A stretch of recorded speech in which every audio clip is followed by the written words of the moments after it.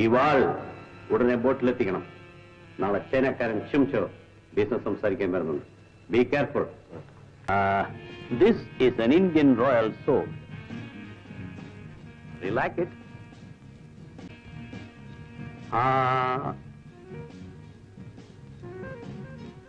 Very well. And when are you coming to collect it? Okay. Next week. Same date, same place, same time. Very well. Now it's a deal. See you.